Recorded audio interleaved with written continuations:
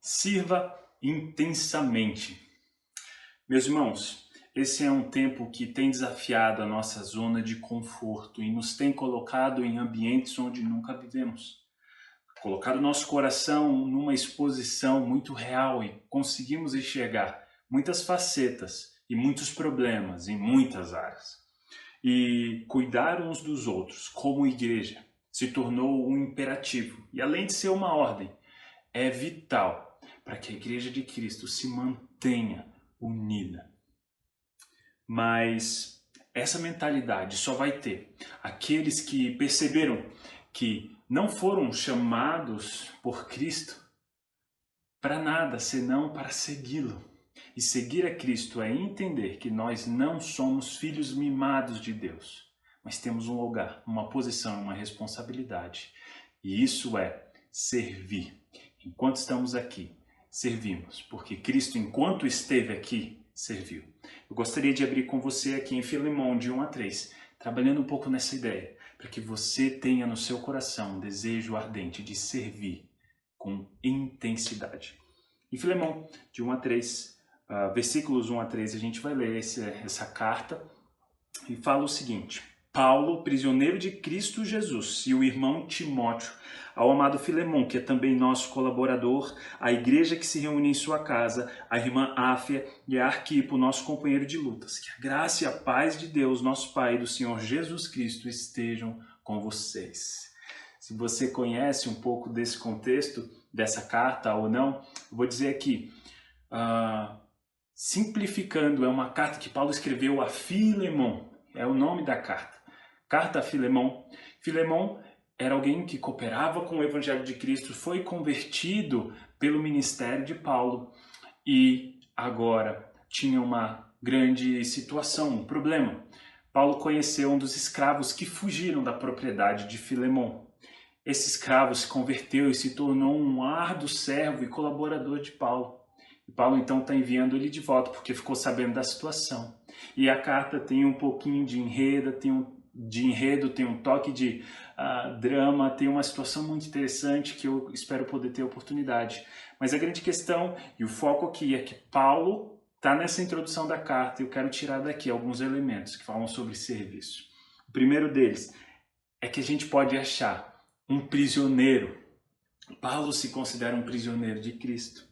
Esse prisioneiro também pode ser lido como um escravo, é alguém que é algemado pelas algemas da graça de Cristo, alguém que está preso a algo maior que ele, não tem para onde correr, não tem chance de fugir, ele está marcado pela cruz de Cristo. E a gente vê e enxerga que pela trajetória de Paulo, ele foi fiel e ele falava, por exemplo, ai de mim se não pregar o evangelho. Alguém fala, perdido eu estou, condenado eu estou se eu não fizer isso que é a minha responsabilidade. E essa responsabilidade era seguir o ministério que Cristo havia chamado ele. Note, um prisioneiro.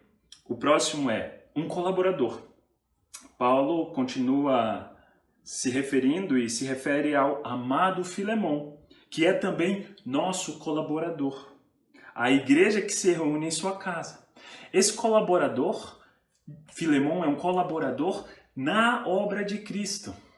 Ele é alguém que foi alcançado pelo ministério de Paulo e agora está alcançando através desse mesmo ministério. Ele tem uma igreja que se reúne em sua casa.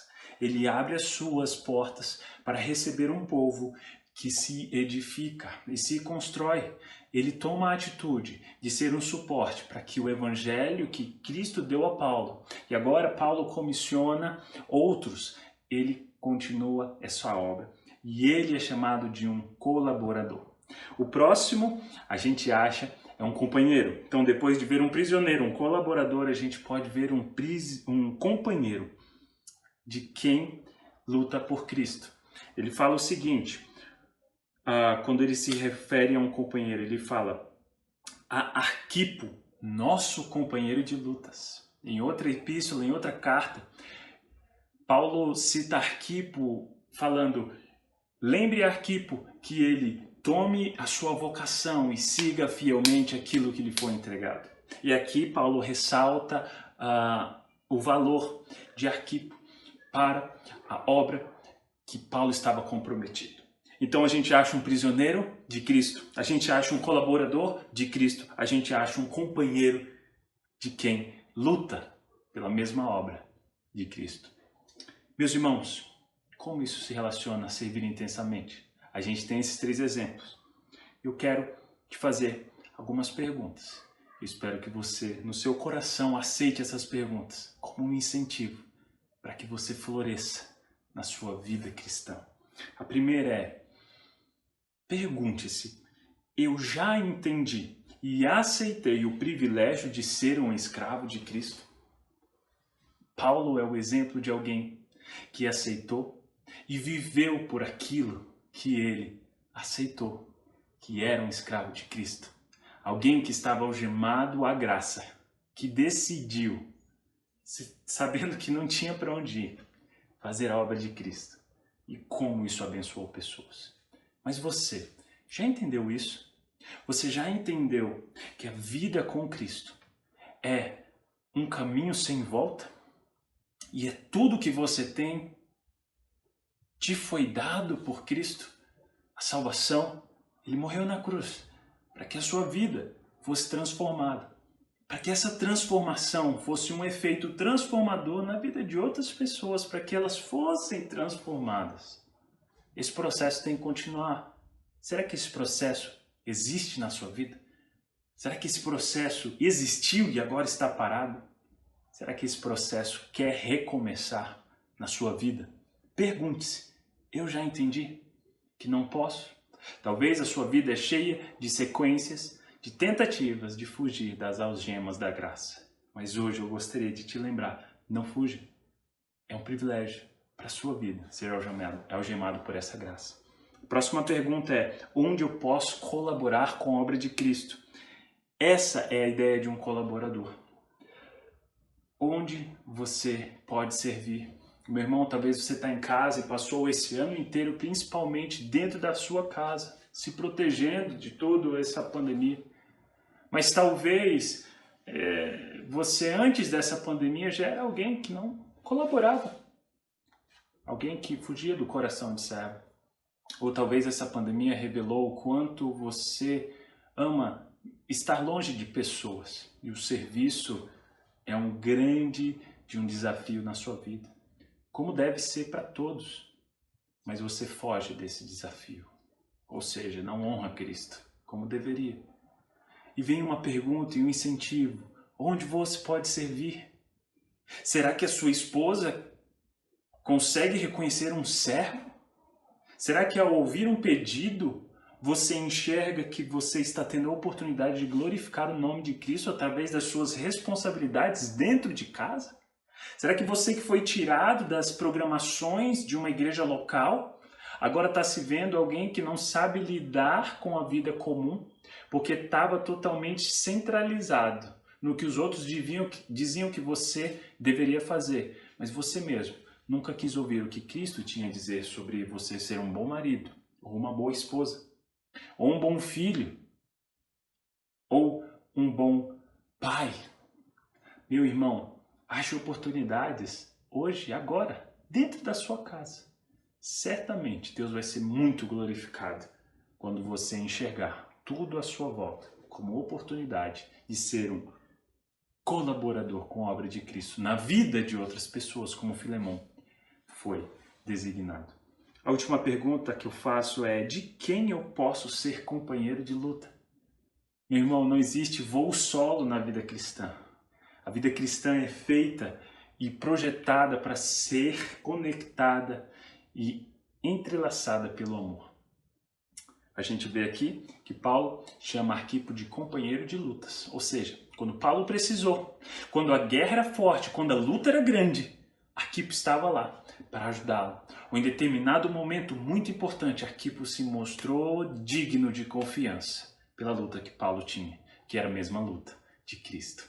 Era a mesma luta que Arquipo viu e disse: eu quero estar dentro. Você é alguém confiável? Você é alguém que busca a oportunidade de servir?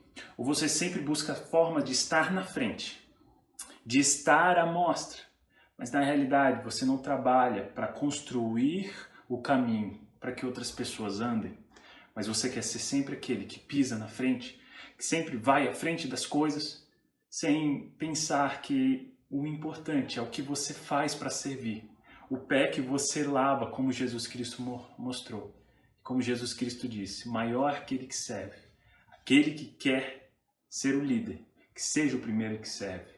Meu irmão, de quem você pode ser companheiro de luta? Quem você pode ajudar hoje?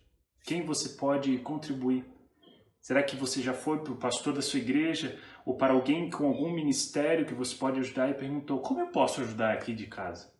Ou talvez você que já visita seus amigos, por que não visita alguém que você sabe que da sua igreja vai amar essa visita? Tenha o tempo de abrir a Bíblia, construir um relacionamento. Eu deixo essas palavras de incentivo. Eu deixo esses 3 nomes aqui: um prisioneiro, um colaborador e um companheiro. Quem Deus está te chamando para se engajar? Talvez todos, que glória, que bênção. Talvez você está no meio do caminho e um deles toca mais sua vida. Não fuja. O serviço é o nosso privilégio. E com as algemas da graça de Cristo, certamente a gente tem a liberdade para viver a vida que Ele quer que a gente viva em abundância. Deus te abençoe.